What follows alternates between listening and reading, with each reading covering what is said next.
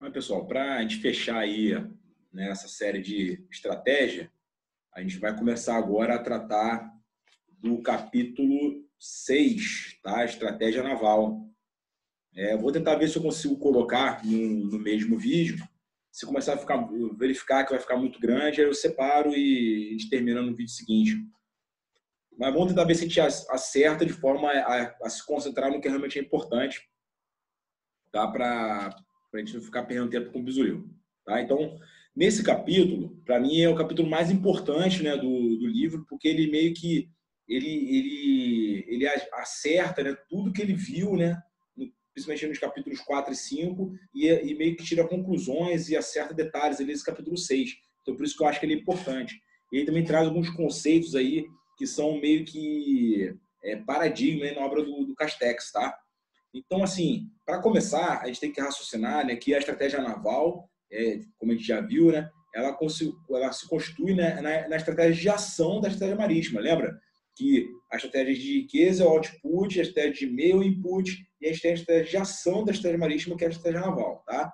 Então, essa é a primeira coisa que tem que estar na cabeça de vocês, para estabelecer uma ligação clara, né, da estratégia naval com a estratégia marítima. Tá?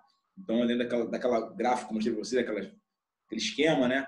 Então, você tem ali criar, fornecer, tá? Dentro ali de paz e guerra, né? Os elementos necessários ali de forma a você atingir o que foi ali, que foi necessário ali dentro daquela ideia da estratégia marítima, tá? Então, assim, na prática, a gente vai pensar daquelas três perguntas, daquelas três ideias do end, means, ways, né? Que teoricamente faria o que, né? Que é o objetivo, tá? Que é são os ends, né? O como, que são os modos de ação, tá? Que é o means, e com o que meios, que é o ways, né? Então, assim, basicamente seria dessa forma que a gente pensaria. Por isso que eu falei desde o início dessa importância do end, means, ways, né? A gente raciocinar em termos da estratégia naval, tá?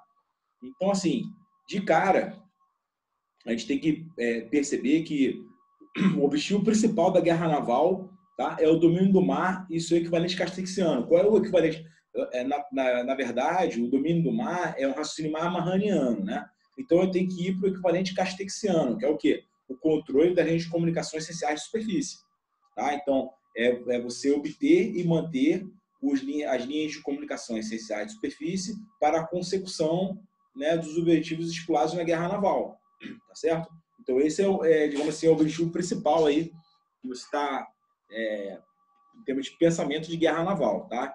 Então, por isso que você faz uma estratégia naval. E aí, não tem como a gente discutir isso, a gente raciocinar da maneira como a gente conduz a guerra naval, pensando em termos castexianos, se a gente não acertar e entender, né, o tripítico castexiano, tá? Que funciona mais ou menos assim. É bem parecido com o FIT lá do almirante Marcel Duval, lembra? Ação contra força, ação contra interesse e ação contra terra, lembra? Então, na verdade, a gente faz meio que uma analogia aí. Então, a primeira é o quê? É a luta entre forças organizadas, tá certo? A segunda, então, essa seria ação contra forças, tá? Agora o I lá do FIT, lá, ação contra interesse, seria o quê? O ataque e defesa às linhas de comunicação, tá? Que era aquela antiga guerra de curso, agora é guerra de comunicações, tá? Então, fazendo agora também uma analogia lá com a estratégia marítima clássica, tá? E por último, seriam as operações do mar contra a terra. A operação do mar contra a terra estaria alinhado com aquelas ações contra a terra lá do FIT do almirante Duval, tá? Muito bem, então a gente vai separar, a gente vai dissecar cada uma delas. Mas para a gente poder entender isso melhor, a gente precisa entender o que a geografia representava para o Castex e como que a gente tem que enxergar a geografia hoje, tá certo? Então, assim, o Castex, ele dava uma atenção muito grande à geografia. Tá? Ele entendia que a geografia era fundamental para a gente entender essa relação do tripítico aqui, tá? Principalmente nesse terceiro pé aqui do tripé aqui, né? que são as operações do mar contra a terra, tá? Obviamente. Então, assim, a gente começa a perceber aí que, na época de Castex, a gente tinha menos volume de tráfego marítimo, a gente tinha menos infraestruturação marítima, tá? A pesca não era como é hoje, uma pesca mais industrial, tá? Então, assim, uma série de coisas. Houve uma evolução considerável dos tempos de Castex para cá, tá certo? Embora haja muitas continuações, né? A gente também tem várias rupturas, né? Aquele conceito de continuações e rupturas. Tá? Então, a gente tem muitas rupturas também. Tá? Então, vamos lá. Castex ele dividiu a geografia em geografia horizontal e a geografia vertical. Tá? Então, vamos começar pela geografia horizontal. Tá certo? Então, ele raciocinou em termos de geografia horizontal naquela coisa da topografia da costa, conformação do litoral, tá? Se tem portos naturais ou não tem portos naturais, a questão dos estreitos, que para o Castex assume uma importância muito grande, né? Enfim, ele coloca detalhes em cima dessa questão toda. E a geografia vertical está associada com a ideia mais abaixo da superfície, tá? Topografia marinha, questões mais associadas ao submarino, tá bom? Então vamos por parte. Vamos pensar na geografia primeiro, né? Então o Castex, eu botei aqui uma notinha. O Castex foi o primeiro a mensurar a consequência estratégica da aviação ao prever que as linhas de comunicações marítimas com relação às bases aéreas iriam tornar-se questão capital. A guerra de comunicações e o ataque à defesa dessas estão condicionados a um grau bastante elevado da geografia, tá? Então, acontece. A gente tem que lembrar, né, que ele fala que a influência da geografia sobre a estratégia naval não é outra que senão a reação da terra ao mar. O que seria, então? A gente lembra que a terceiro pé do tripítico de Castex as operações do mar contra a terra. Só que as operações do mar contra a terra existia um equivalente de uma reação da terra com o mar.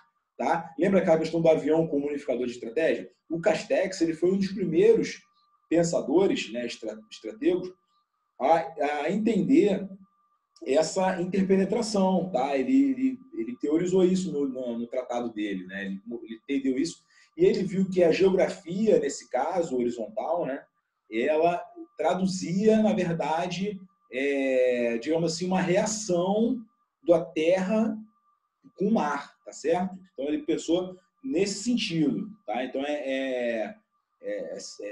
em termos de a influência do avião, tá? O que o avião poderia fazer, tanto de um mar para a terra, mas também da terra para o mar. Tá?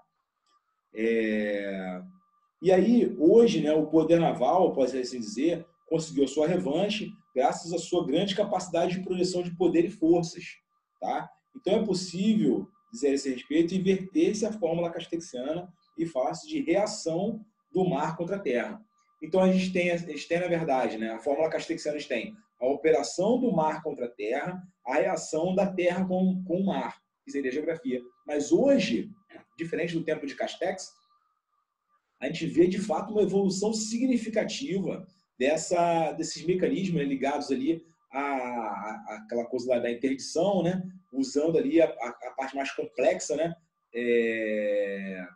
em que a gente... Intervenção. E aí, daquela parte mais complexa, onde a gente olharia ali as projeções de poder e projeção de força. Tá? Seria mais ou menos aquela coisa que o Vedan ele faz muita em cima disso aí, das operações, daquele padrão da Operação Harmattan, que foi aquela intervenção da França na Líbia em 2011. Né? O Harmattan é aquela alusão àqueles ventos, né, do Saara, né? Aqueles ventos quentes e secos do Saara, e aí deu o nome a essa Operação Harmattan, que foi essa intervenção da França na Líbia. E aí, dentro daquele contexto da Primavera Árabe, né? Vocês lembram, né? E aí, o que acontece? A gente tem ali uma situação onde se caracteriza formalmente isso aqui que eu estou falando, porque ali você teve ali, de fato, uma operação típica ali das missões de defesa, né, de intervenção, e com projeção de poder e de força, tá? E onde você também empregou maciçamente aquela coisa lá do Sea Base, né? Que é o apoio logístico móvel, né? De forma a você reduzir a dependência do meio naval de terra e fazer com que isso assim, aumente mais ainda essa característica já é marcante do meio naval, que é a permanência. Tá certo? Então, esse conceito é bem interessante a gente ter na nossa mente, tá? Legal. Então, geografia horizontal, né? Está raciocinando, então, em termos de geografia horizontal. E nesse conceito, nessa parte aqui, o Castex, ele pensou em termos de também, ele falou, né, dessa influência, né, das linhas de comunicação marítima, posicionamento de bases aéreas, como é que seria essas relações, tá? E também trouxe o conceito, né, de bases e posições, tá? Isso também é importante, já vi cair em prova, né? Na prática, né? Base está ligada à logística, tá certo? E a posição, na verdade, é um ponto de apoio para alguma ação da nossa força contra a força oponente, tá? Então, essa é a posição. E aí ele traça algumas conclusões, né? Que, assim, no primeiro momento, dá-se a entender que é sempre bom você ter bases e posições, né? Mas Castex fala que não necessariamente. Pode ser que, às vezes, não represente nada, como pode ser que, às vezes, até represente seja até ruim, seja até um fator de fraqueza, né? Gera necessidade de defesa, gera ali outras questões que sejam indesejáveis, intervenções, necessidade de proteção, tá? Então, assim, na verdade, então, a conclusão que Castex teve é que nem sempre isso é bom. Então, como é que eu vou diferenciar se é bom ou não essa questão da base de posições? Então, essa relação, na verdade, é a ação que eu vou tomar, se com isso eu vou ter algum benefício, tá? Se eu tiver algum benefício com isso, aí de fato é bom, tá? Então, de fato, a conclusão dele são as operações claramente que pautam os combates, tá? Então, a gente tem que ter isso na cabeça para poder raciocinar em termos não da posição em si, né? Mas com a ação que eu vou fazer. É aquela ideia de que a gente tem que pensar em termos de estratégia marítima, mais em fluxo do que em posição, tá? Se a gente pensar só em posição, entra nessa espiral ruim aí, e pode ser que essas posições e essas bases sejam de fato ruins. Então, se a gente pensar em termos de fluxo, não, porque aí eu vou imaginar eu me valendo dessas bases e posições para poder promover algum tipo de ação onde eu vou obter vantagem, tá certo? Então, essa posição, essa ideia é bastante importante. Então, assim, uma conclusão já da geografia horizontal, né? A geografia, hoje em dia, tomou uma importância que Castex não poderia prever. Isso pode ser cobrado em prova, tá? Então, uma geografia que Castex não poderia prever, embora Castex tenha dado uma importância capital à geografia. Uma vez que a territorialização e a infraestruturação do mar reforçaram seu papel na estratégia marítima contemporânea, tá? Então, é basicamente aquela coisa, né? Relacionada ali na geografia, né? Onde você tem ali, entremeado ali, avanço tecnológico e a concorrência pelos recursos, tá? Então, esse binômio, ele veio a dar uma outra complexidade para as verdades geográficas, tá? Então, vamos raciocinar por esse sentido aí, tá bom?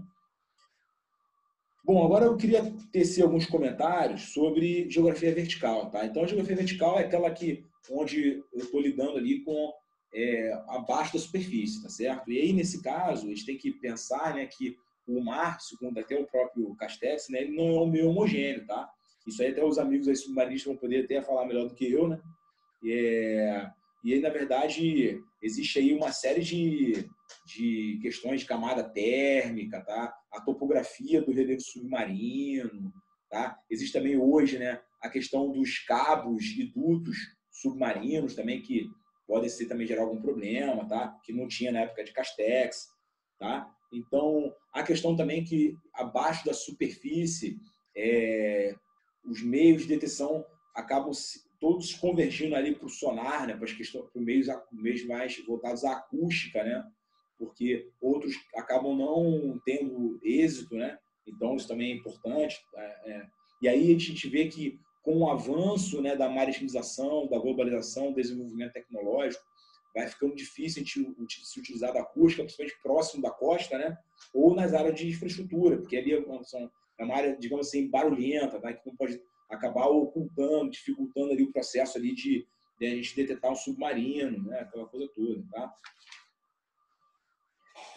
Então, assim, essa de fato também a geografia vertical, ela assumiu também um papel bem diferente, né, do que o que foi pensado por Castex, embora Castex também tenha sido um dos pioneiros a raciocinar nessa questão voltada aí ao submarino, né? A gente viu ali durante muito tempo, até a Segunda Guerra Mundial, que o submarino era arma muito fraco, e aí depois o Castex ele teorizou, né, essa questão aí do submarino, ele de fato fazendo a diferença, tá? Então, não mais ali sendo a arma do fraco, tá? Bom, agora eu queria tecer alguns comentários também, rapidamente, sobre mares estreitos e influência no litoral, né? Então, o Castex falava que o domínio, né, dos mares costeiros, né, não é uma condição, tá? Suficiente para dominar o mar. Entretanto, é uma condição necessária, tá? E ainda mais hoje em dia, né? Onde você tem aqui uma interdependência, né? Do controle dos mares estreitos e seus litorais, né? Então, a gente vê aí uma importância cada vez maior desse controle, né? E aí ele trouxe algumas coisas aqui. Zonas costeiras são muito importantes, né? São nessas zonas que você tem os fluxos marítimos, a gente tem os hubs marítimos, que são os portos, né?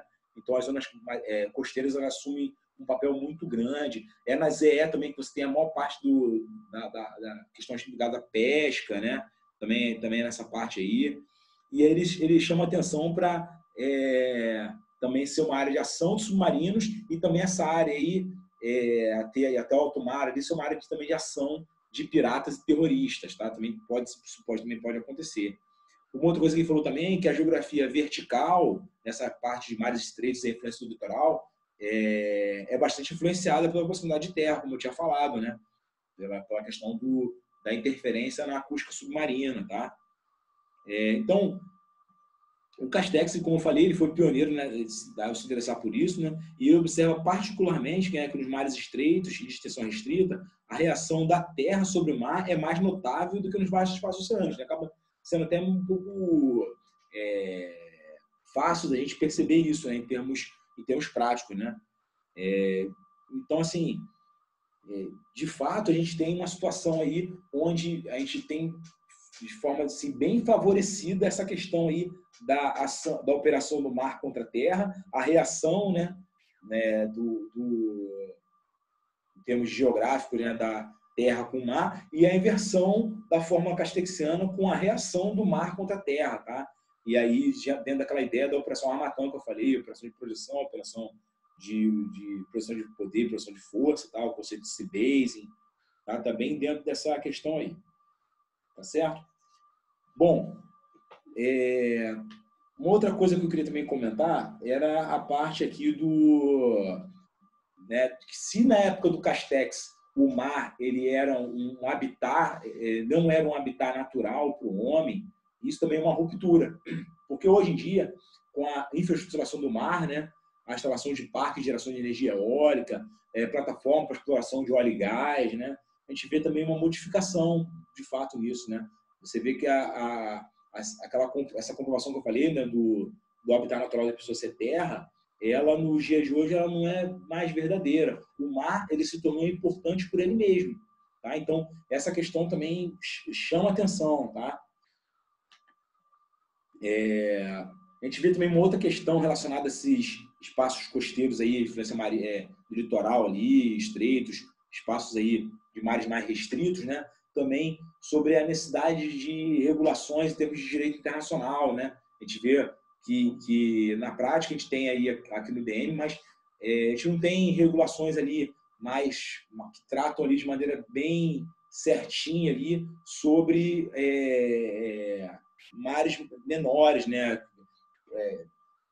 Áreas marítimas mais próximas, né, dos estados costeiros, né? Isso aí também pode ser um fator de instabilidade que para o futuro, o próprio Vedani comenta aqui que pode gerar uma crise que ainda os resultados permanecem ainda a serem descobertos, tá?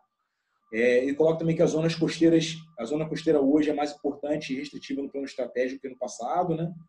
Mas, simultaneamente, o alcance do sistema de armas localizadas em terra, direcionado para o alvo no mar, também aumentaram, tá? Mas também, como eu falei, né, a reação, de novo, né, do mar com da terra, né? A gente tem também a possibilidade de projeção de poder de forças e projeção de poder e projeção de forças, né? Que também alcançaram uma grande evolução. Então, se teve uma evolução em relação à detecção cada vez maior de meios de superfície, meios marítimos, ao mesmo modo também o mar, né, os meios conseguiram também capacidades enormes de projetar poder e projetar força também em terra, tá? Então isso aconteceu de maneira bastante equânime, né, praticamente equânime. Então, assim, essa dialética entre o poder marítimo essa dialética entre o poder marítimo e o poder terrestre, ela ainda continua atual, tá? Então, esse raciocínio, então vale a pena a gente pensar aqui, né? Esse raciocínio, ele permanece muito atual, tá? De como é que se dá essas influências do mar e da terra, tá? Um sobre o outro, tá? E aí, para a gente fechar esse balão aqui, dessa análise, né, com relação à parte de geografia, né, a estratégia naval, a gente precisa incluir duas dimensões aí, porque como eu já vinha falando, né, a gente tem as três dimensões clássicas, né? Então, superfície, abaixo da superfície e acima da superfície. Só que a gente precisa agora, que é uma outra ruptura em relação à época de Castex, a gente precisa incluir o espaço, né, e o cyberespaço também, tá?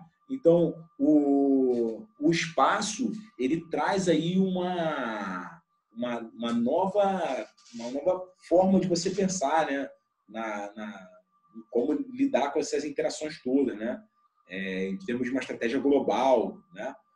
E, do mesmo modo, né, o cyberespaço, ele também traz uma ideia daquela coisa da operação em rede, né, que está bem associado ali àquela coisa lá do A2AD e contra A2AD. A gente vê que isso está muito ligado também a essa operação em rede, né, a necessidade de informação, o uso ali do espaço ali, da dimensão cibernética, tá? Então, isso aí é bem interessante. E aí, partindo aí do pressuposto aí, que foi ali escrito no livro Introdução à Cyberestratégia, do Oliver Kempf, a gente tem aí um cyberespaço que pode se dividir em 4 camadas, tá? Então, a gente tem inicialmente o cyberespaço pode ser dividido em uma camada física, onde você está ali, de fato, lidando ali com a estrutura, né, infraestruturas mesmo, né, fibra ótica, né, questões físicas, efetivamente, né? Uma camada de comando e controle, tá? Essa camada de comando e controle está associada ali às plataformas, os protocolos de capeamento, o software, né, em si. Uma camada lógica, que está ligada aos dados, né, os acessos, né, os protocolos, tá? E uma camada cognitiva, que tem a ver com o recurso humano, tá? Então, você tem uma camada física, que é o hardware, tem as questões físicas mesmo, né? Fibra ótica, os enlaces e tal. Você tem uma camada de comando e controle, que você está trabalhando ali com o software, tá? Você tem uma camada lógica, que está lidando com o trato do dado, efetivamente. E tem a camada lógica, cognitiva, que está ligada mais ali aos recursos humanos, tá? A quem está operando, a inteligência do operador, tá certo? E aí, o que acontece? A gente, em cima disso aí, né, a gente vai voltar para aquela questão que a gente estava vendo lá da geoestratégia espacial, né, onde também a gente tem aquela questão do ver, escutar, comunicar, né? E aí, dentro dessa ideia aí, a parte do cyberespaço entraria como aí? Na parte de telecom, né? Então, dentro ali do ver e do escutar e do comunicar, né? O uso ali da cybertecnologia ali, né? Do cyberespaço, para você, de fato, melhorar de forma sinérgica essas dimensões aí da guerra no mar, tá? Então, ele comenta aqui que a guerra moderna no mar está fundamentada em uma grande medida de formações, tá? Então, ele fala que os navios eles são, de fato, grandes sistemas de armas com diversos sistemas interligados que se valem do cyberespaço, tá? E os navios de uma força naval são conectados também entre eles dentro de uma imensa rede, aquela coisa da operação em rede, que está lá na nossa doutrina lá, tá? Em que há essa troca por meio de enlace satélite, que eu falei do telecom, né? Então, você tem esses enlaces satélites. E aí ele faz uma conjectura aqui para o futuro, tá? E, então, assim, para o futuro ele coloca os navios de guerra, vão trabalhar com SARP, tá? E esses SARP vão poder ser de vigilância ou até de combate, tá? A gente vê a evolução, por exemplo, aí na própria Marinha, na nossa Marinha, aí, com a questão do Scan Eagle, né? A gente vê aí na FAB o Hermes, né? O 450, o 900, tá? Então, a gente está vendo que a gente está caminhando para isso. A gente vê que os strike groups americanos já operando bastante com SARP, né? Então, teoricamente, isso aí é um caminho que está sendo adotado aí, né? E também traça um paralelo também com a parte de guerra abaixo da superfície com os drones submarinos, tá? Que também vão poder influenciar bastante aí também na guerra naval no futuro, tá? Então, assim, basicamente, pensando em termos de pilares da cyberguerra, né? Como é que seria ali? Lembra daquela ideia da defesa cibernética lá que está lá no nível ali estratégico, né? Que a gente viu lá no PPC? Então, lembra que a gente tem um caráter defensivo, um ofensivo e um de exploração? Aqui a gente tem a mesma coisa. Então, os pilares da cyberguerra são a proteção, que está mais associada àquela questão ali da defesa, né? Então, você, de fato, ali, você quer proteger o teu sistema de ações externas. Teve até uma prova aí anterior que fala qual é a fase do ciclo de vida do navio que ele é mais suscetível à implantação de malware, de um vírus, né? Que é essa fase da concepção, tá? Do projeto ali, tá? De fato, ele é instalado ali pela essa questão do pilar da proteção ainda está um pouco mais fraco, né? E aí instala ali, bota ali o malware que depois ele pode ser ativado quando o navio estiver operando, né? Então, tem essa questão aí, tá? Então, na parte da proteção. A destruição e degradação está associada à parte ofensiva, tá? Então, tem a ver com aquela questão mais associada ali a gente destruir as possibilidades, né, do oponente, tá? E a inteligência tem a ver com a exploração, tá? Então, a utilização do sistema de informação de origem eletromagnética, tá? De forma que você possa localizar e identificar o adversário, tá certo? Então, é mais ou menos por aí. Então, deixa eu ver que isso aí realmente o futuro vai ser em cima dessa questão, tá certo? Então, feita todas as considerações, né, onde a gente falou aí de geografia, vertical, horizontal, espaços marítimos estreitos, litoral, os estreitos marítimos, falamos um pouquinho das dimensões, espaço, cyberespaço, tá? Fizemos essa consideração toda. Agora, de fato, a gente vai então naquela ideia que eu comentei com você do N means ways, tá? Do que, o como e com o que, tá? Então, vamos lá. Do que se trata a estratégia naval, né? Então, a gente entende, né, que para a gente estudar a estratégia naval, a gente precisa de um parâmetro, tá? E aí o parâmetro que o Vedran utilizou foi o tripítico de Castex, tá? De Castex, e também trouxe a questão das missões estratégicas de defesa lá do livro branco de defesa francês, tá? O Capret de Protin. Tá? Então, a gente vai o tempo todo agora analisar em cima dessas duas coisas aí. Tá? Então, vamos lá. Primeiro, vamos pensar no que, né? O que é o objetivo, tá? Então, objetivo, domínio do mar e, eventualmente, o controle da rede de comunicações marítimas essenciais de superfície, que a gente vai ver que depois tem que evoluir. A gente precisa romper com esse conceito de Castex e evoluir para incluir aí recursos naturais, infraestruturação e os perturbadores, tá? Então, vamos lá. Com relação a essa ideia do Castex, teve aquela aproximação, né, inicial da categoria ofensiva, né, que é interceptar as comunicações marítimas do inimigo, tá, e atacar o seu território pelo mar. E também uma categoria defensiva, que é a garantia nossas próprias comunicações marítimas e proibir o inimigo de atacar o seu próprio território pelo mar, tá? Então, assim, eu não quero que o inimigo me ataque. É bem dentro daquela ideia lá que foi colocada lá para o Raimundo Aron, que a gente já viu lá atrás também. E aí a gente chegou na aproximação final castexiana, que eu comentei aqui, que o domínio do mar não é mais do que o controle das linhas de comunicações essenciais de superfície, tá certo? E aí, o que acontece? A gente tem aí, com relação a esse controle, a gente tem um viés, né, como a gente viu, né, de acordo com a primeira aproximação, um viés ofensivo e depois um viés defensivo, tá? Eu vou obter e depois eu mantenho. Então, eu obtenho por meio de uma ofensiva e depois eu mantenho por meio de uma defensiva. Tá? Então, eu faço primeiro uma questão de propósito positivo, altero o status quo e depois eu trato de adotar uma postura onde tenha um propósito estratégico negativo, de forma a manter o status quo, ou seja, mantendo o controle das linhas de comunicação essenciais de superfície. Tá certo? Então, assim, por que ele comenta essa questão do controle das comunicações? Porque ele acha que o domínio do mar, né, dentro daquela questão, ele é revogável e precário, né? Ela é inexata, é imprópria, né? Então, ele pode levar a alguma ideia errônea. Então, ele não considera que o domínio do mar, de fato, ele só vai ver o domínio do mar, de fato, se você destruir a força organizada adversa, tá? Então, assim, com relação ao objetivo, já ficou bem definido, bem delineado. Né? O objetivo que eu quero, né, é controlar a rede de comunicações essenciais de superfície na visão castexiana, certo?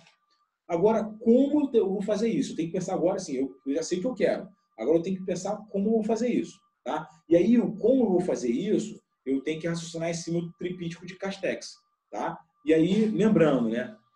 Tripítico de Castex associa com o FIT lá do Almirante Duval, luta contra forças organizadas, né? Ataque e defesa das comunicações e ação do mar contra a terra, tá? Operações, né, do mar contra a terra, tá certo? Então, o aspecto de união entre eles aí é, de fato, ali o domínio do mar dentro de uma visão castexiana, que é o controle das linhas de comunicações essenciais de superfície, tá certo? Então, vamos lá. Dividindo aí esse tripítico de Castex para a gente poder entender melhor. Então, vamos passar primeiro para a luta contra forças organizadas. Tá? Então, o paralelo da luta contra forças organizadas está dentro daquelas possibilidades de ações ali relacionadas ali à batalha, tá? A batalha decisiva, ao bloqueio e à esquadra em potência. Tá? Então, a gente tem essa associação aí para a luta entre forças organizadas, tá certo? Então, assim, algumas considerações aqui interessantes que vale a pena a gente citar aqui, né? A gente tem que fazer essa análise em cima das missões estratégicas lá do Capre de Protim, tá certo?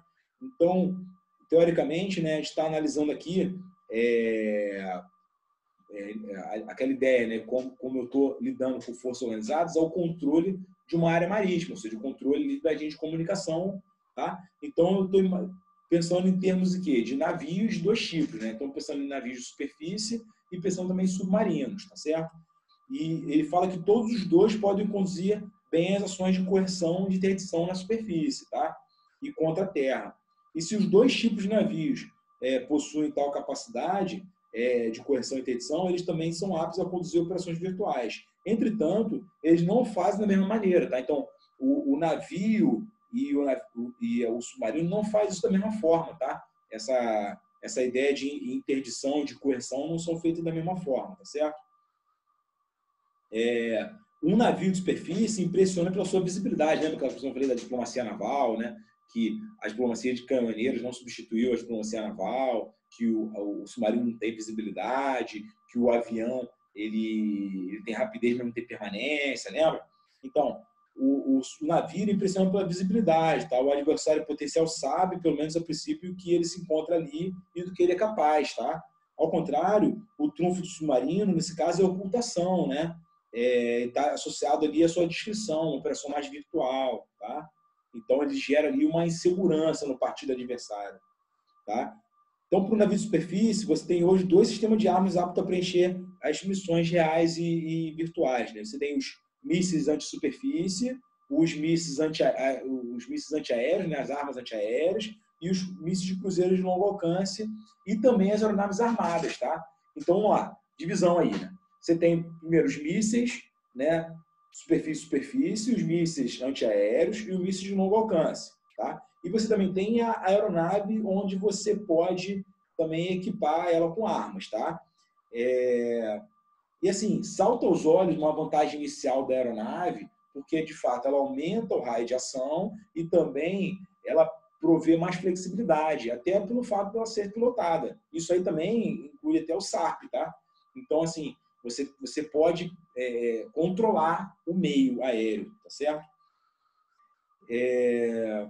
Então, assim, nesse caso, a gente vai ver aí que nessa luta, nesse primeiro pé do Tripicus de Castex, nessa luta de forças organizadas aí, contra forças organizadas, a gente vai ver aí como é que está sendo a postura das diversas forças navais com relação a esse provisionamento de meios, tá? Para poder se adequar ao processo. Então, assim, como é que funciona na prática? Aquela ideia do high low mix, lembra? Então, a gente vai... a postura tem sido ali de menos navios ali mais sofisticados e mais navios um pouco mais enduros, mais robustos, né? Ou então aquela ideia dos navios mais multipropósitos, né? Daquela coisa, por exemplo, da FREMM, né? Da fragata europeia, né? Fragata europeia multipropósito, tá? Então, é mais ou menos nessa linha aí, tá bom?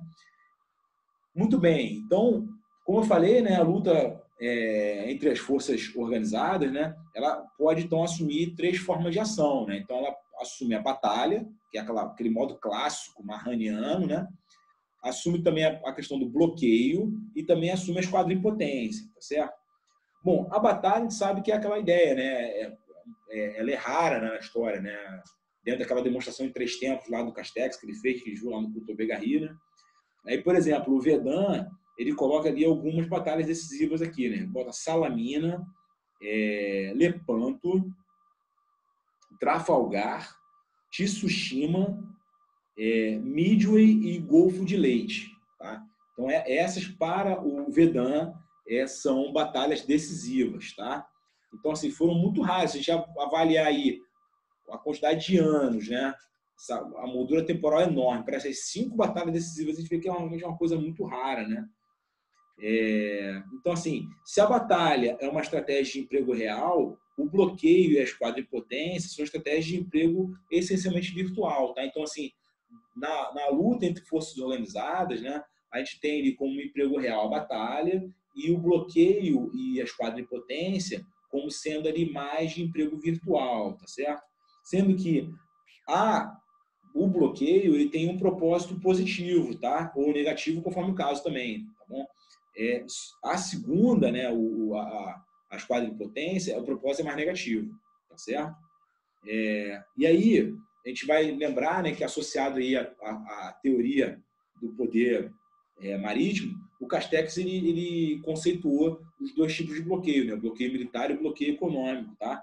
Então, assim, o bloqueio militar, você está tendo um esforço, né, para você conservar fora da disputa a força organizada inimiga, tá? E assim como o bloqueio comercial, ele visa interromper as comunicações marítimas do adversário, tá? Então, o bloqueio militar, basicamente, ele está voltado para quê? Ele está voltado para a força organizada, tá? Aquela coisa que a gente já comentou aqui.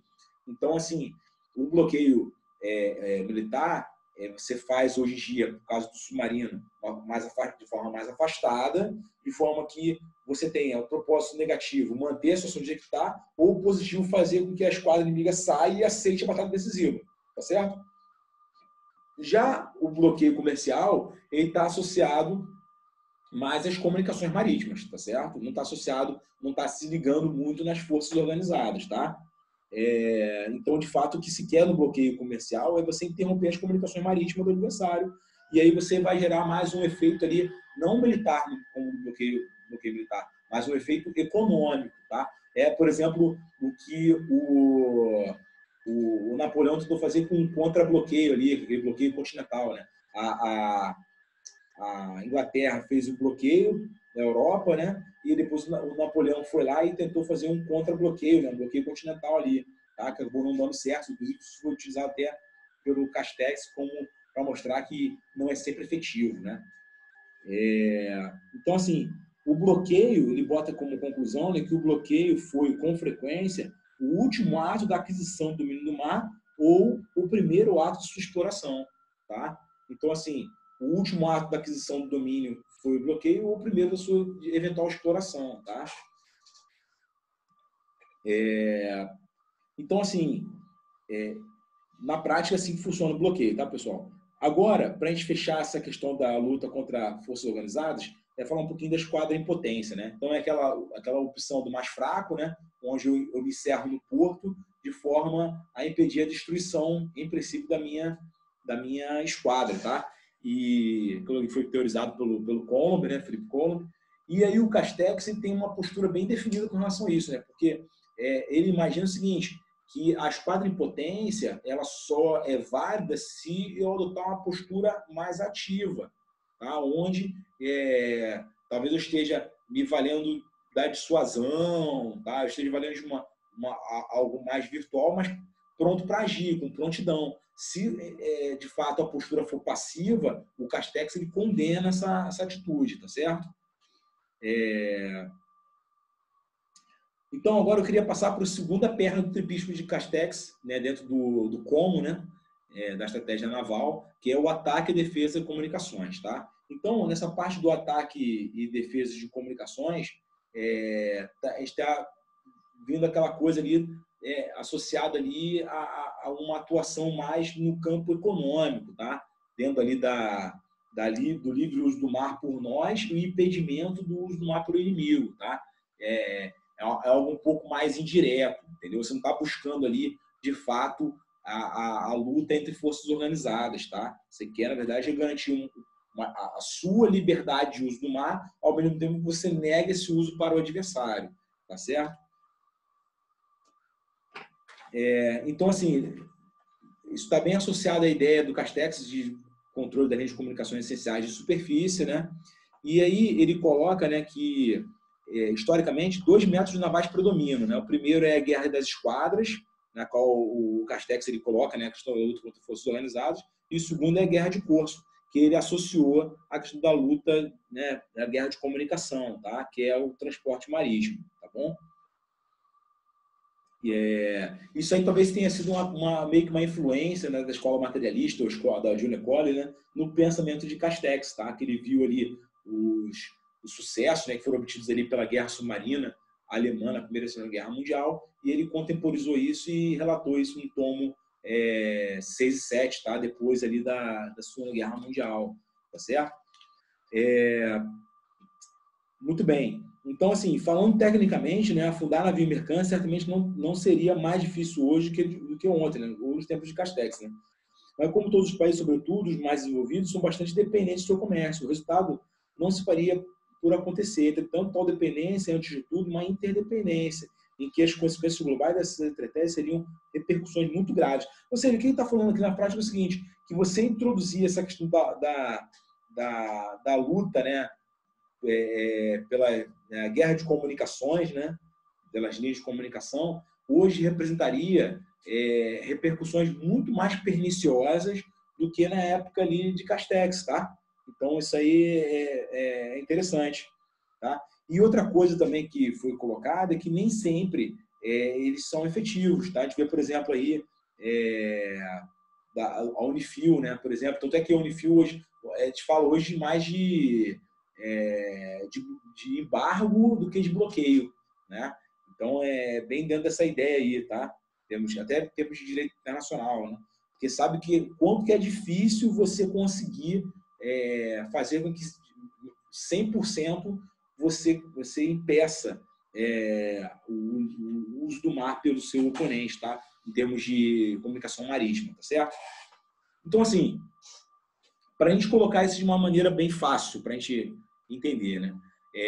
Essa parte de luta, né, pelas comunicações, né, em termos de obter ou proteger ou manter, a gente tem 2 formas segundo o que foi teorizado aí por Castex, tá? A gente tem primeiro a ideia da proteção indireta. A proteção indireta seria como? Basicamente, por meio da luta entre duas forças organizadas e a derrota da força organizada do oponente. No momento que você coloca a força organizada oponente fora de combate, você automaticamente, de forma indireta, você adquire ali o livre uso do mar e, com isso, o domínio da linha de comunicação, tá? O controle da linha de comunicação marítima. Tá? Então, essa aí é uma proteção indireta, só que dentro da própria teoria, né, de Castex, isso é raro, tá? É muito difícil você conseguir, por esse método, obter o controle da linha de comunicação, tá certo? Então, você tem uma forma diferente, que é a forma mais crível de fazer isso, que é a proteção direta, tá? E a proteção direta, ela pode ser ofensiva ou defensiva, tá? Então, vamos lá. A proteção direta ofensiva é basicamente o que foi feito pelos aliados na guerra, né? Até que veio a questão lá do grupo de caça e destruição, né? Já mais no final da guerra. Mas, até então, era utilizado uma proteção direta ofensiva, onde você fazia, por exemplo, patrulhas, você distribuía navios patrulha, navios contra-torpedeiros, tá? Pelas principais áreas onde o navio do submarino ia passar, e dali você conduzia as suas ações, tá certo? Ou então você tem a proteção direta defensiva, que é, por exemplo, o comboio, tá? Castex, ele, por experiência própria, ele comandou, né, o Altair na Primeira Guerra Mundial, ele percebeu que a melhor forma, a forma mais efetiva para a gente trabalhar essa questão aí da proteção, né, das linhas de comunicação marítima é por meio da proteção direta defensiva, tá? Usando o comboio, tá certo? E aí a gente viu aí que inicialmente as autoridades, o nível político, né, o projeto político, ele não se rendeu a isso, por talvez um pensamento mais marraniano, mais ofensivo, e acabou sofrendo pesadas baixas aí, de muitas perdas de mercantes por causa disso, até adotar o sistema de comboios, tá certo? Isso porque Castex já teorizava a questão, por exemplo, da caça de emboscada, que depois foi colocada ali por ocasião ali dos grupos de caça e destruição, né? Tá? Então, com isso, a gente fecha aí essa ideia aí, tá? A partir do segundo pé ali do tripítico de Castex. Só uma consideração rapidinha, que eu já fiz aqui, falei algumas vezes, que atualmente, com essa maritimização aí do mundo, né, o aumento dos recursos e tudo, a gente vê crescer a pirataria e também a questão da privatização da guerra no mar, tá? Ou seja, talvez vem de novo uma tendência onde você vai ter que ter uma proteção direta defensiva, tá? Então, só para talvez uma aplicação prática disso aí, em dias de hoje, do pensamento castexiano, que pode ser que seja cobrado na prova.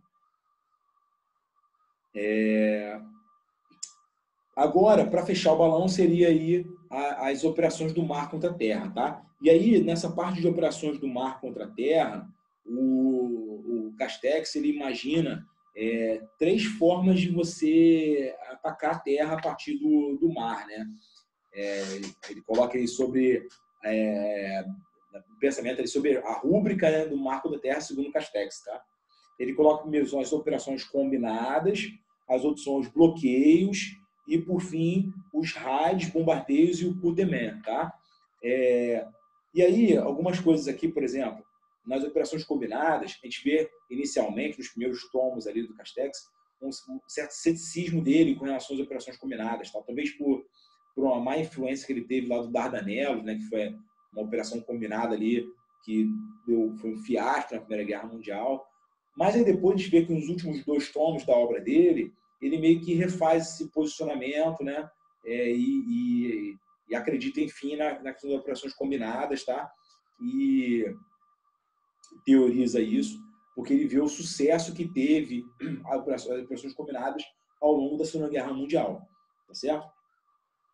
A outra são os bloqueios, né? Então é uma outra forma de também você agir, né, no mar contra a terra, tá? Então repare que o bloqueio está presente nas 3 pernas do tripítico de Castex, tá?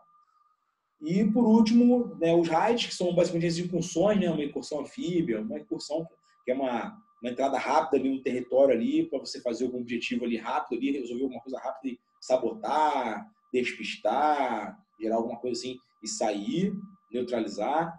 os bombardeios, né, que você faz a partir do mar, e os coup de main, né, que são aquelas ações ali mais ligadas ali ao PIESP, tá? Essa parte aí, tá bom?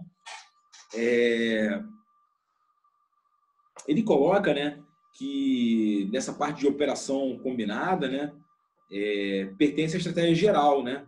Então ela sobrepõe a estratégia terrestre, naval e aérea, tá? Então combina todas as três, tá? Então ele teoriza isso. E aí de fato precisa de uma ação ali superior ali dos exércitos, das esquadras e das forças aéreas, tá?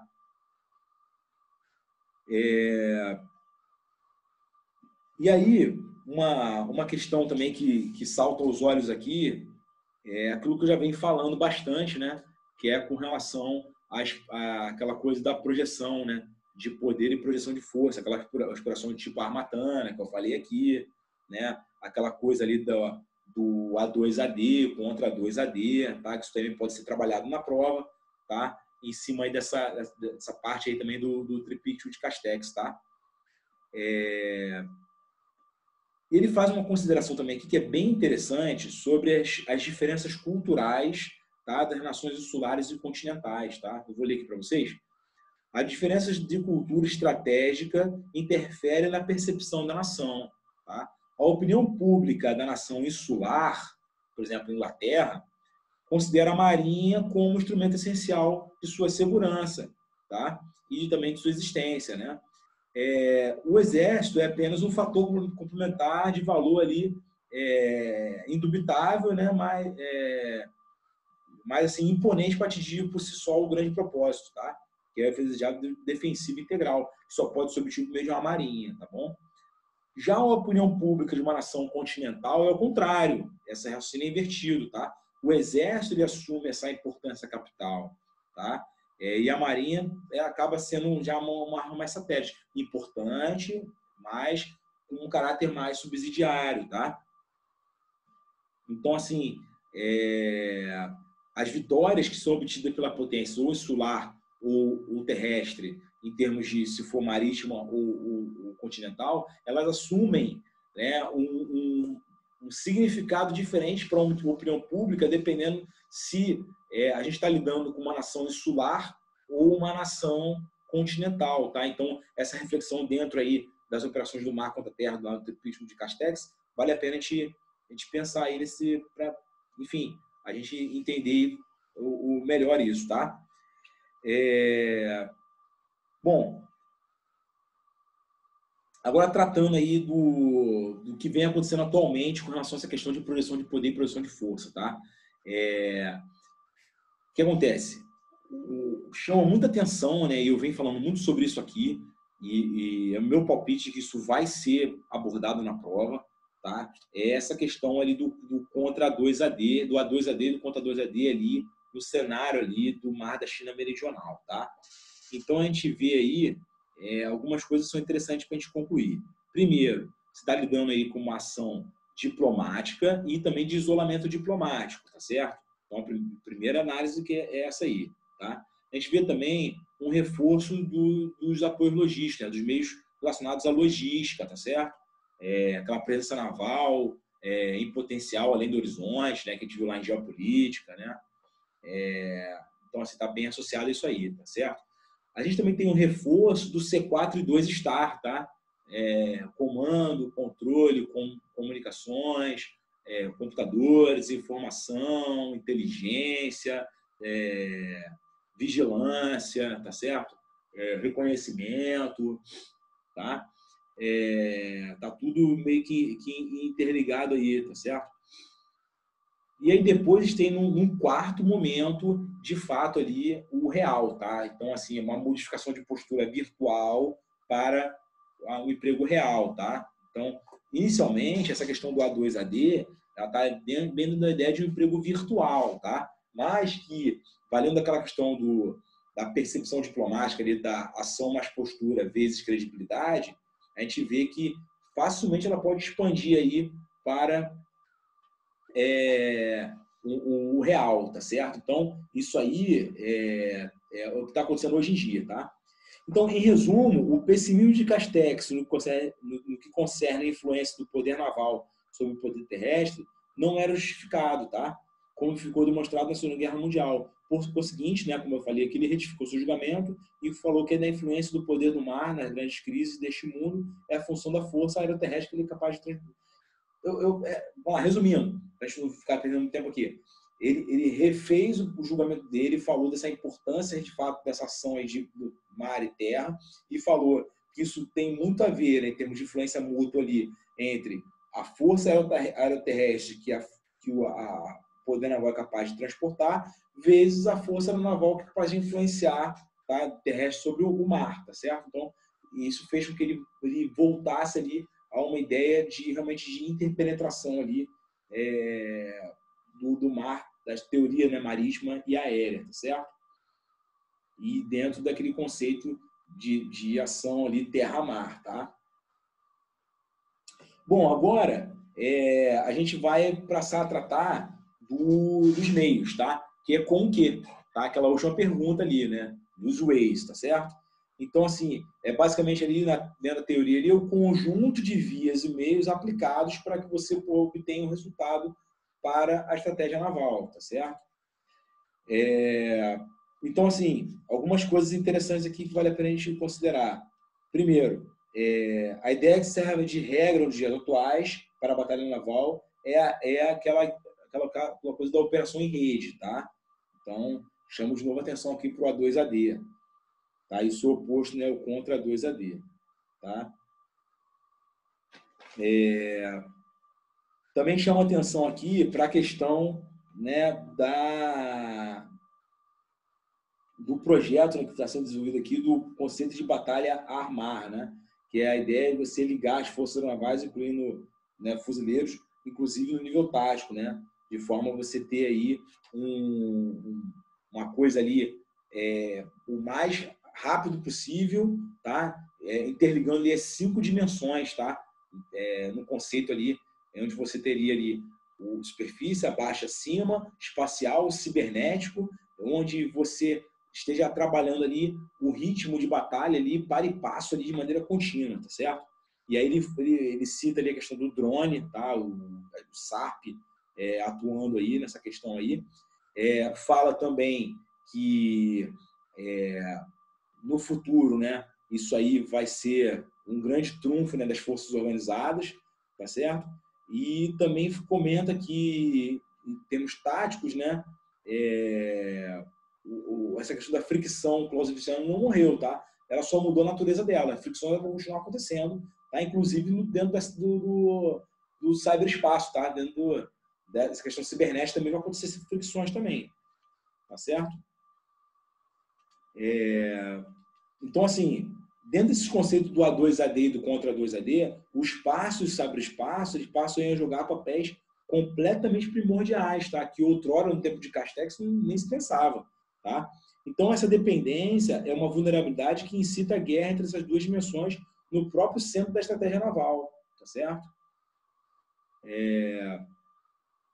Então, assim, vale a pena ter essa consideração aí sobre a ideia aí do cyberespaço e do espaço, tá? Bom, agora tratar um pouquinho aqui de diplomacia naval. Se eu estou falando de diplomacia naval, eu estou falando de presença, tá? Então, se eu estou falando de presença, eu estou lidando com aquela formulinha que eu falei lá, já dei falando bastante do resultado diplomático, né? De ação mais postura. Resultado diplomático é igual a ação mais postura vezes a credibilidade, ou seja, é essencial que eu tenha credibilidade, é essencial que eu consiga passar do virtual para o real, tá? E mostrar que, de fato, aquilo que eu estou falando que eu posso fazer, eu faça, tá certo? Então, assim, dentro de uma tipologia que foi proposta por Couto Begarry, consta aqui no livro do Lars Vedan, a diplomacia naval com 4 missões permanentes e 4 em situação de crise, e 3 em situação de crise, tá certo? Então, em missões permanentes, o que a gente teria aqui? A diplomacia simbólica, que seria aquela coisa realmente de dissuasão existencial, tá? A diplomacia de rotina, que é aquela coisa de mostrar pavilhão, né? Que é importante das forças navais, tá? A diplomacia de defesa, que está ligado àquela noção da Marinha participando em atividades diplomáticas, tá? Tais como negociações internacionais, diálogos e perguntas. Aquela exemplo histórico, né, do Tamandaré acompanhando a delegação diplomática lá que foi para a banda oriental do Uruguai, entra bem nesse contexto aqui da diplomacia de defesa. E a diplomacia econômica, né, que basicamente é o apoio ali à BID, né, dentro ali do contexto internacional, parcerias com empresas estrangeiras e tal. Bom, então, simbólica, rotina, defesa e econômica, tá certo? Agora, em situação de crise, o que a gente pode ter? A diplomacia humanitária, que é basicamente a intervenção utilizando o poder naval em catástrofes, tá certo? A diplomacia protetora, que é basicamente a proteção de cidadãos e interesses nacionais do estrangeiro, né, que está ligado àqueles objetivos, né, de defesa, né, com relação a interesses de nacionais no exterior, a realização de uma operação de ENC, por exemplo, está nesse contexto aí. E diplomacia política ou diplomacia de poder, tá? Que é aquele papel clássico do navio de guerra visando a influenciar uma situação política. É o que a gente vê, por exemplo, aí, dos dois Carrier Strike Groups ali no Mar da China Meridional, tá? Essa diplomacia política ou de poder, tá bom? Então, lembre que falei de diplomacia naval, estou falando de presença, tá certo? Então, esse é o caso aí muito importante, tá? E também lembrem que é necessário que haja credibilidade. Bom, agora, está caminhando para o final, né? Eu queria tratar aqui de manobra, tá? Manobra estratégica, tá certo? Então, manobra, o que é manobra? Manobra é mover-se inteligentemente, né? Mover-se com apoio de informações, né, que você tem para você, de fato, se mover de maneira inteligente, para você criar para si uma situação favorável. Ou seja, você possa, de fato, atuar de forma a influenciar em tempo e local decisivo. Tá certo? Então, para Clausewitz, né, a manobra tem que visar o objetivo principal, tá? Que é o que ele denomina de CG, tá certo? Então, só em detalhe. Para o Castex, isso muda um pouquinho, tá legal? Vamos lá, vamos começar a raciocinar aqui. O objetivo principal é aquele comando restante, tá? Então, assim, para o Castex, não necessariamente o objetivo tem que ser ali o oponente, tá? Diretamente, tá? Às vezes o objetivo pode ser algo intermediário que vai me favorecer de alguma forma. Então a manobra entra nesse contexto aí, tá legal? Então, assim, o próprio Castex reconhecia certamente, né, a importância de tal objetivo, mas acentua que na prática não se pode concentrar sempre todas as forças para atingi-lo, tá? Então, assim, ele viu ali uma certa dificuldade de você, na prática, fazer isso. Então, por isso que é aquela ideia, né, que a gente tem de que, para o Castex, ele talvez não tenha um pensamento muito clausewitziano de a gente voltar para o CG, tá? Pensando em manobra, tá? Então, assim, para Castex, né? Vamos pensar aqui em raciocínio castexiano aqui, né? Para manobrar, faz-se necessário fornecer o que é devido à segurança da manobra, tá? A segurança é a alma da manobra, tá? A segurança é a alma da manobra. Somente quando ela é obtida é que se pode pretender dominar a sua liberdade de ação. Então, você obtém a segurança pela iniciativa e pela surpresa. Então, segurança é a alma da manobra. No momento que ela é obtida por meio da iniciativa e da surpresa, é que você tem a liberdade de ação. Tá? Conseguiu compreender o encadeamento uma coisa com outra? Tá? Então, o Castex ele destaca, né, uma qualidade extremamente importante, né, do estratega, que é a aptidão de adaptar-se sem perder de vista o objetivo principal. Tá? Então, para ele, isso é importante aí com a manobra. Tá? E, agora, para os últimos dois assuntos, questão de estratégias cumulativas e sequenciais, tá? Então, o que acontece? Bem simples, tá? E fácil de entender. E eu acho que isso aí é um palpite meu, isso pode ser cobrado na prova de diferentes formas aí, dado uma situação, ou ser perguntado diretamente, tá?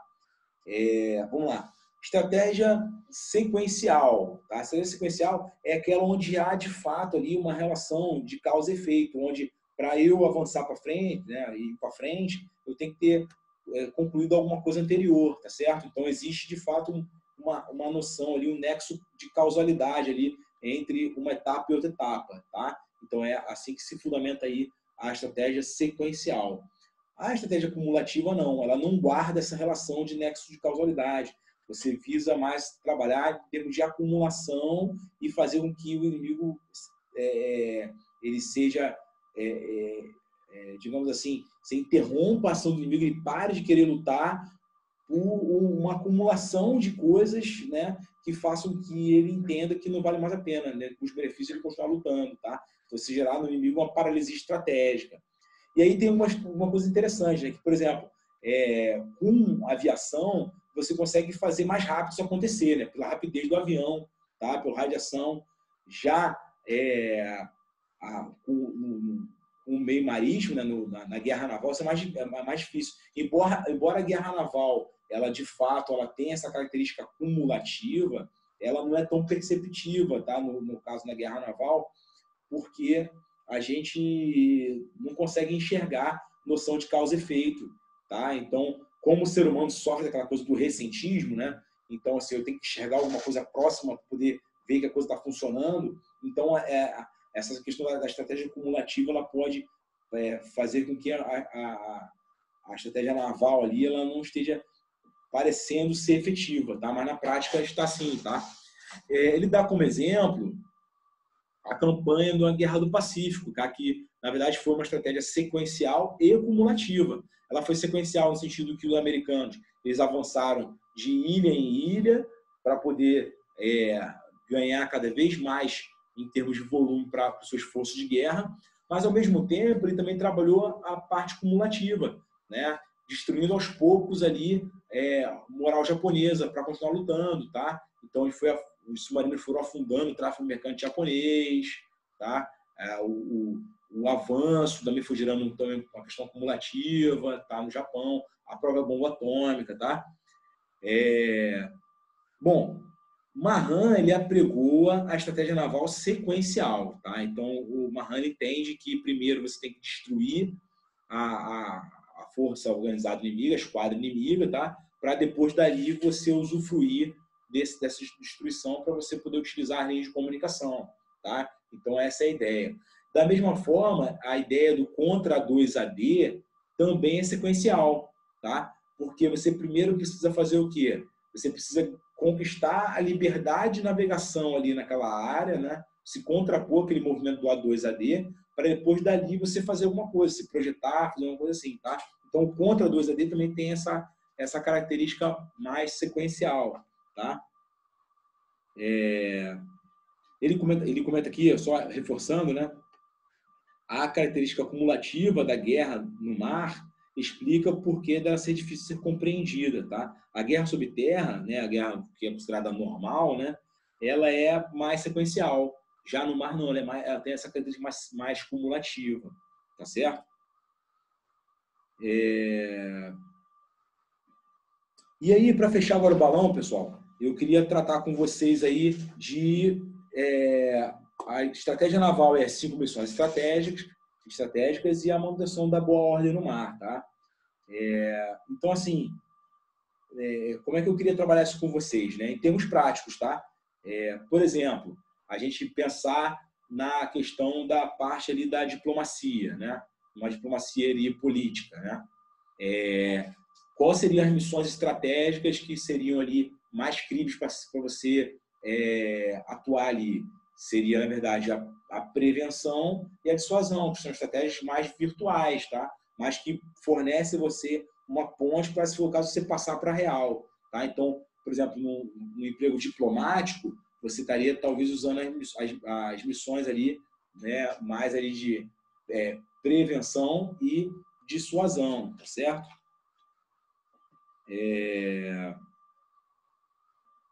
Já, por exemplo, a intervenção, né, e a proteção, ela estaria lutando uma ideia um pouco diferente, tá? Por exemplo, a intervenção, ela oferece aquela capacidade de luta contra forças organizadas, tá? Então, o ataque a comunicações inimigas, tá? Sobretudo também a projeção de poder e de forças, tá? Então, no momento que eu estou lidando, por exemplo, com projeção de poder e de força, eu estou lidando com mais essa parte de intervenção.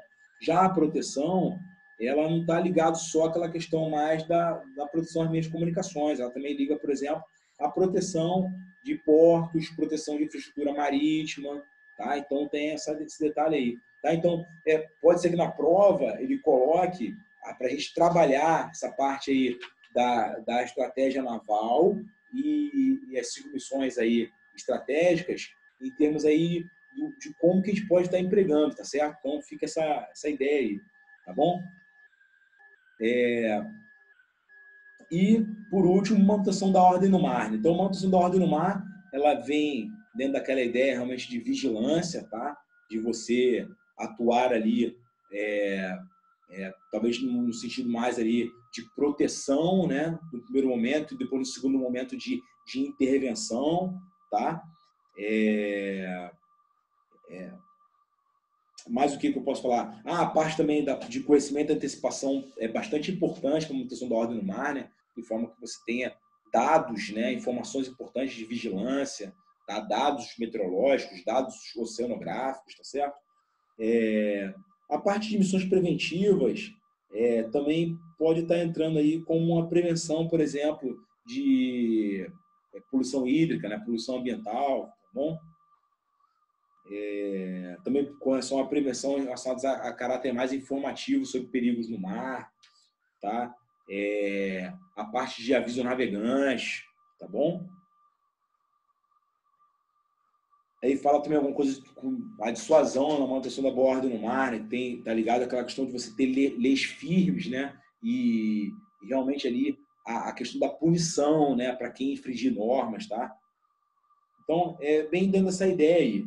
Tá certo, pessoal? Dessa questão aí da manutenção da boa ordem no mar, tá? Então, nessa parte de estratégia naval e as 5 missões estratégicas e a manutenção da boa ordem no mar, pode ser que ele coloque em termos práticos para a gente trabalhar. Então, como que nessas situações as missões estratégicas podiam estar atuando em termos aí, a gente usando nossos meios ou fazendo alguma coisa em termos de ideia ali para a gente se posicionar, tá certo? Então, assim, na prática, o que a gente tem que ter na cabeça, né? 2 coisas para a gente fechar o balão aqui, porque o vídeo já está muito grande, mas assim, algumas coisas que vale a pena a gente tocar aqui para a gente realmente ficar com a noção ali do livro todo na cabeça da gente, tá? Primeiro, a questão relacionada aí à importância, né, desse pensamento do Castex frente aos outros pensadores marítimos, tá? Do poder marítimo. Então, Colomb, Colbert e Mahan, tá? Depois disso, a gente raciocinar aquela questão ali dos avanços que a gente teve aí, liberdade no mar, né? O avanço dos transportes, recursos marítimos, ordenamento jurídico, tá? A gente raciocinar disso aí em termos de continuação, rupturas com a época de Castex, tá? Depois, vale a pena também raciocinar aquela questão da concorrência pelos recursos e avanço tecnológico, tá? Em termos aí práticos, tá? Como que isso vem influenciando aí ao longo da atualidade, tá? Mais o que? A questão da estratégia marítima, tá? Aquela busca ali, você conceituar a estratégia marítima, vias e meios, né? Estratégia naval, aquele alinhamento com as ideias do Poirier, do Raymond Aron, tá? Sobre estratégia, força, poder, tá certo? Mais o que? A questão também da esfera dual, né, que a gente vê aí do poder naval, né, que ele pertence ali às operações militares conjuntas e ao mundo marítimo, tá?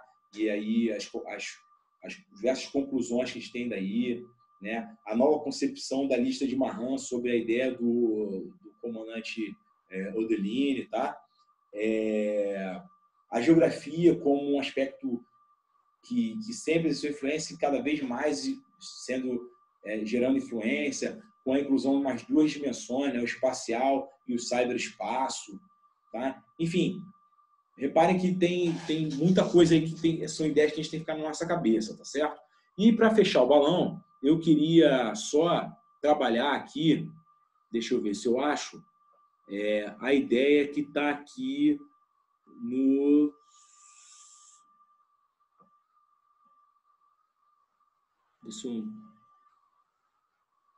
Eu acabei fechando aqui agora.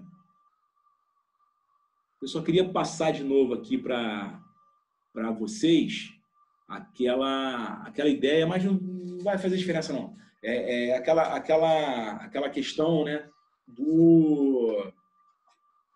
das diversas divisões ali. Então, na estratégia marítima, lembrar que a gente tem a estratégia de riqueza, a estratégia de meios, a estratégia naval. A naval é a ação da estratégia marítima, tá? E a gente tem o output com a de riqueza e o input com a de meios.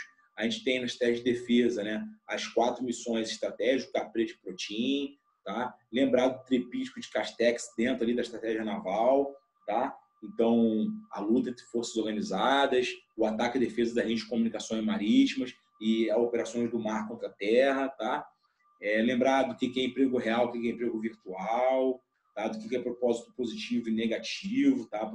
Em termos de propósito e método, né, estratégico, tá?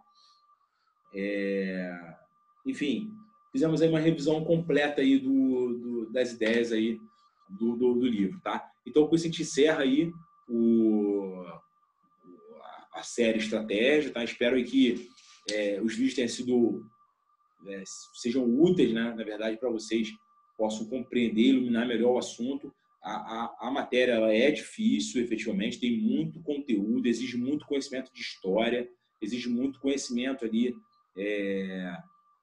conceitual, mas, assim, eu digo para vocês que se a gente organizar bem o pensamento, a gente consegue entender, tá? E eu me coloco aí à disposição de todos vocês aí para, se for o caso, aí tentar ajudar de alguma forma, a gente vai aprendendo junto aqui, tá?